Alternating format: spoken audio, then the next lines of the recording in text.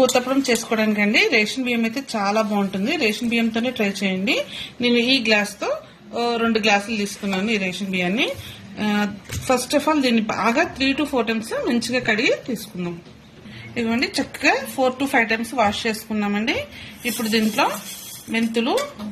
మెంతులు ఉంటేనే చేసుకోండి, లేకపోతే చేసుకోవద్దు. కలర్ అంతా మనకి ఆ మెంతులతోటే వస్తుంది. అండ్ 1 more ఇంగ్రీడియంట్స్ మెయిన్, దీన్ని నీళ్ళల్లో నానేయకూడదండి. పుల్లటి పెరుగు, ఎండగా ఉంటే పెరుగు అట్లా అంత టేస్ట్ వస్తాయండి. పుల్లటి పెరుగు అని వేస్ట్ అవ్వదు. చక్కగా పుల్లటి పెరుగుతోటే మనం ఈ బియ్యాన్ని నానబెట్టుకోవాలి. నీళ్ళు అక్కర్లేదండి, అచ్చం పెరుగుతోటే నానేసుకోవాలి. సో ఒకసారి అంతా కలిపి చూసారా, పెరుగు ఇది మొత్తం ఇలా కలిపేసి దీన్ని ఇలాగే పక్కగా ఒక 4 to 5 hours పెట్టుకోవాలండి. ఇదిగోండి మనం 5-6 hours అయిపోయిందండి బియ్యం నానేసుకొని. ఇప్పుడు దీన్ని చక్కగా మనం మిక్సీ పట్టుకుందాం. కొంచెం వేసుకొని మెత్తటి పిండిలాగా మిక్సీ పట్టుకుందాం. ఇదిగోండి మిక్సీ పట్టేసి పిండి అంతా ఒక గిన్నెలోకి తీసుకుందాము. చూసారు కదా, పిండి అంతా కొంచెం పెద్ద దాంట్లోనే తీసుకోవాలి. ఎందుకంటే ఈ పిండి కూడా అట్ల పిండి ఇడ్లీ పిండి లాగా పొంగే అవకాశం ఉంది కాబట్టి కొంచెం గిన్నె పెద్దదే తీసుకోవాలి. దీన్ని ఇలాగే 5 to 6 hours మినిమం వదిలేద్దాం. రేపు పొద్దున మనం బ్రేక్ఫాస్ట్ కి దోశ వేసుకుందామండి. దోశ వేయడానికి కూడా చాలా టిప్స్ ఉన్నాయి, అవన్నీ మీకు డీటెయిల్ గా చెప్తాను. సో దీన్ని 5-6 hours వదిలేద్దాం ఇలాగా. ఇదిగోండి 5-6 hours చూసారు చక్కగా పొంగిందో, అందుకే పెద్ద గిన్నెలో ఉండాలన్నాను. ఇప్పుడు ఇందులో అసలు అయ్యింది మెయిన్ టిప్ అండి, బేకింగ్ సోడా. ఇది కంపల్సరీ వేసుకోవాలండి. అది వేసుకుంటేనే చక్కగా ఊతప్పడం బాగా పొంగి మంచిగా వస్తుంది.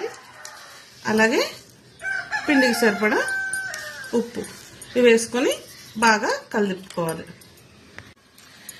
ఎప్పుడైనా సరే దోశ వేసుకుంటామన్న ఒక అరగంట ముందే బేకింగ్ సోడా వేసుకొని బాగా ఇలాగా బాగా జరగొట్టుకోవాలండి. చక్కగా ఇలా బీట్ చేసుకోవాలండి. పిండిని బాగా కలుపుకున్నాము. ఇప్పుడు దీన్ని ఒక అరగంట ఇలా పక్కన పెట్టేసుకుని దోశ వేసుకోవడమే. చూడండి, అరగంట తర్వాత పిండి ఇలా వచ్చింది. దీన్ని ఇప్పుడు మనం దోశలు వేసుకుందాం. ఇదిగో అట్ల మీద చక్కగా ఉల్లిపాయ, సన్నగా తరిగిన పచ్చిమిర్చి, కొత్తిమీర, కుదిరితే క్యారెట్ తురుము కూడా వేసుకుంటే టేస్ట్ చాలా బాగుంటుంది. సో ఇప్పుడు నేను మీకు అట్టేసి చూపిస్తాను. ఫస్ట్ పెనం వేసుకొని పెనం బాగా కాగిన తర్వాత 1.5 గరిట పిండి వేసుకోవాలి. కొంచెం అలా అని ఇంట్లో ఉల్లిపాయలు, కొంచెం పచ్చిమిర్చి, అలాగే కొంచెం కొత్తిమీర వేసి ఆయిల్ వేసుకొని మూత పెట్టుకోవాలండి. మూత మస్ట్ అండ్ షుడ్ గా పెట్టుకోవాలి, అప్పుడే బాగుంటుంది. ఇప్పుడు పొయ్యి మీడియం టు హై ఫ్లేమ్ లో మీడియంలో పెట్టుకొని 2 minutes తర్వాత చూసారు దీనిపైన పిండి అంతా అయింది కాబట్టి ఇప్పుడు వెనక్కి తిప్పిన తర్వాత జస్ట్ ఒక కొంచెం ఇలా పొడిస్తే లోపల పచ్చి ఉన్నా ఇదైపోతుంది.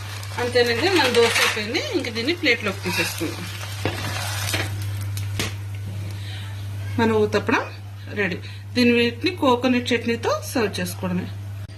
ఇంకో దోశ వేసుకున్నా పర్ఫెక్ట్ కుక్ అయింది. దీన్ని కూడా ఇలాగా ఇదిగోండి అట్టు తీసేసుకున్నాం. చూడండి చక్కగా పఫీగా వస్తాయండి, మెత్తగా దూదుల్లాగా ఉంటాయి పట్టుకున్నా కూడా. దీన్ని చూసారా, వీటితో ఈ గ్రేట్ కాంబినేషన్ పల్లీ చట్నీ అండి. రెండిట్ల కాంబినేషన్ సూపర్ ఉంటుంది. ఊతప్పడం విత్ పల్లీ చట్నీ రెడీ.